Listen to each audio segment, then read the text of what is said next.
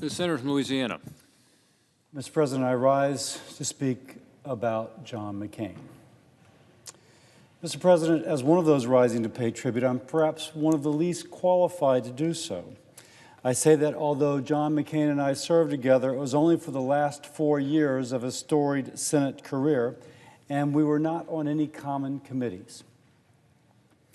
But let me say why I am qualified. In that brief period, I saw firsthand that which others rise and speak of for many more years of acquaintance. I speak of 2014 when I was running for Senate for the first time. And John McCain came to Louisiana to campaign on my behalf. And it was remarkable to see how veterans responded to him. And we would go, oh my gosh, it was a sort of schedule that is legendary for John McCain. We started off in Covington, Louisiana, then went to New Orleans, and then went to Baton Rouge, to Lafayette, drove up the length of the state to Shreveport, and then came back to New Orleans, all in one day. And others would have been tired. He was energized. And he taught me about social media. Folks would come up to him and wish to have their picture taken, and he would take a selfie or take it, and he'd say, post it on Facebook. And sure enough, they did.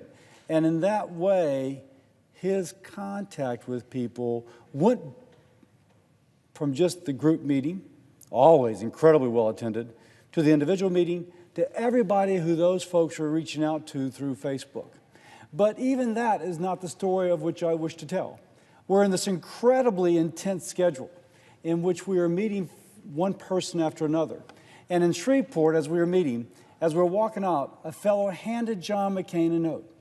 And he said, Senator, this is a fellow who is a fellow Vietnam vet. And he's in the hospital now and cannot come.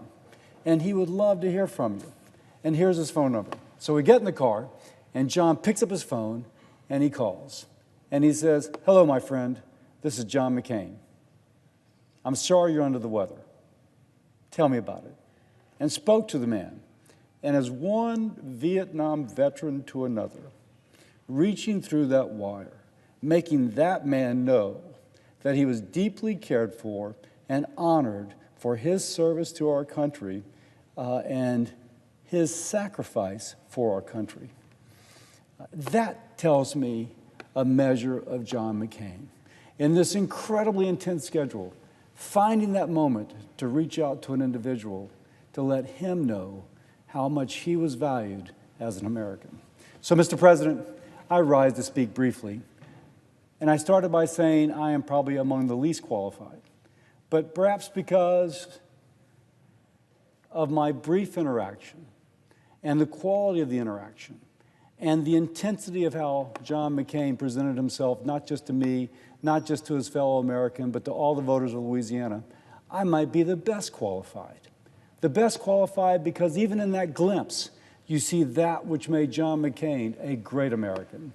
Bringing it all the time, for everybody who lives in this country to represent this country as best as possibly to the rest of the world, and in so doing, serve not just our country, but the rest of the world. Thank you, Mr. President, and I yield the floor.